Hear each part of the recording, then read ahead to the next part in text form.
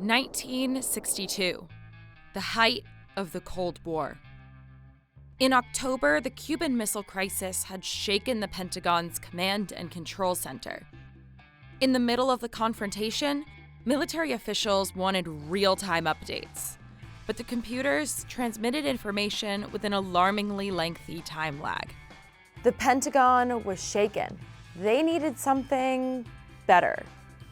A month later, two MIT professors met on a fateful train ride to Virginia.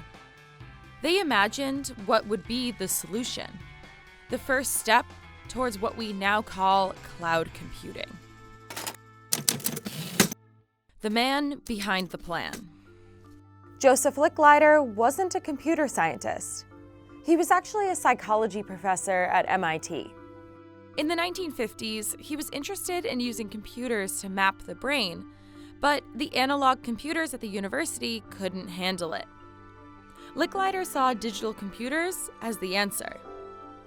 He left MIT and went to the research firm BBN, where he fell in love with digital computing. His lifelong goal became to improve the interactions between man and machine.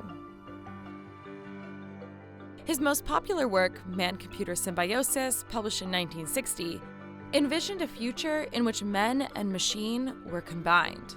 Licklider was known in the budding computer science field as a man with a vision. His next big idea proposed a virtual library with unrestricted global access. He called his idea the Intergalactic Computer Network. Licklider was well known for saying, "We need to substitute for the book a device that will make it easy to transmit information without transporting material." Sound familiar? The spark. In 1957, the Soviet Union successfully launched the first satellite, Sputnik 1. It led to political insecurities of America's place in technology and the space race. The potential implications were nuclear. The next year, President Eisenhower created the Advanced Research Projects Agency, or ARPA, to find safeguards against a space-based missile attack. Akin to and largely responsible for the sweeping changes in our industrial military posture has been the technological revolution during recent decades. In this revolution, research has become central. It also becomes more formalized, complex, and costly. ARPA became what we now know as DARPA when defense was tacked onto the name in 1972. ARPA established the Information Processing Techniques Office to improve information processing for the military, and Licklider was selected as the first director. He accepted on one condition, that he would be allowed to implement his vision of time-sharing computers. One of Licklider's peers called him a consummate political operator. He convinced his superiors to give IPTO a budget that eventually exceeded all other U.S. research funding for computing, combined. Licklider was looking for a way to improve the man-computer relationship, which he believed would take technology to the next level. The opportunity came when he was invited to a 1962 Air Force conference, and he met Robert Fano on the train. He had known of Fano's influence at MIT and needed someone with more hands-on computing knowledge to put his plans into action. He suggested that IPTO fund a project to bring together the many MIT researchers who were interested in computing. Fano agreed, and Licklider allocated $2.2 million of IPTO money to fund the project. It was called Project Mac. The project that invented the cloud. Project Mac created a small time-sharing network among MIT scientists. It was one of the first labs to create a computer network, and was an instrumental step in creating what would become the internet and cloud computing. The idea of having a computer that you could remotely access for processing power and storage was revolutionary. Computers like the MIT servers at the time were the size of rooms. They were also extremely expensive to both build and operate. Because computer time was worth so much, researchers had to schedule it in advance. Any mistakes in a user's input would result in a long wait until the next available time slot opened up. Because inputting data took so long, the processing power of the computer would sit idle.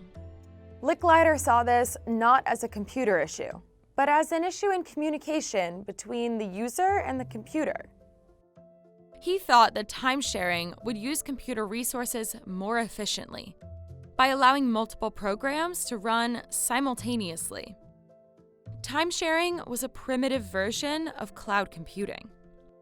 Project Mac, just like the modern cloud, provided access to computing functions through networks. It led to the creation of ARPANET, which in turn laid the foundation of the modern internet. Going from then to now. But at the time, technology was limited. It was only used by the military and higher education. It was cheaper and easier for companies to store data and run software on private systems maintained on their own facilities. Those monetary constraints for the private sector only lifted in the 1990s, when telecommunications companies began to use fiber optics. The internet became a place to share information. In the late 1990s, a few companies were founded to supply computer applications to other companies over the internet. These ASPs mostly failed, but the model of supplying applications over the internet became popular a decade later, when it was finally dubbed cloud computing in 1996 by George Favaloro of Compaq. But one company succeeded.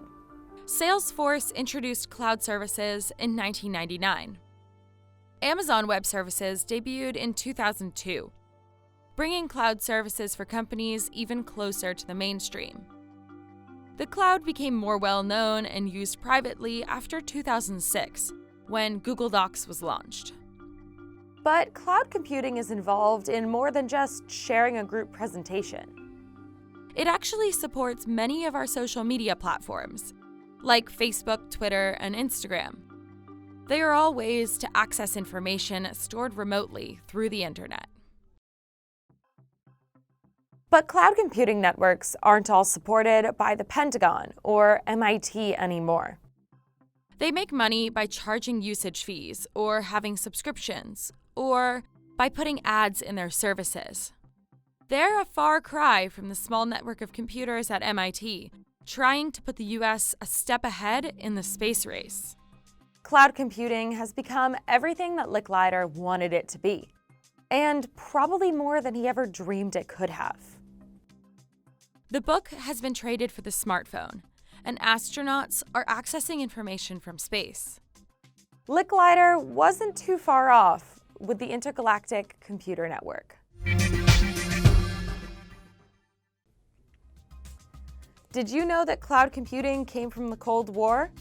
Let us know in the comments, click subscribe, throw me a like, and don't forget to ring the bell for post notifications.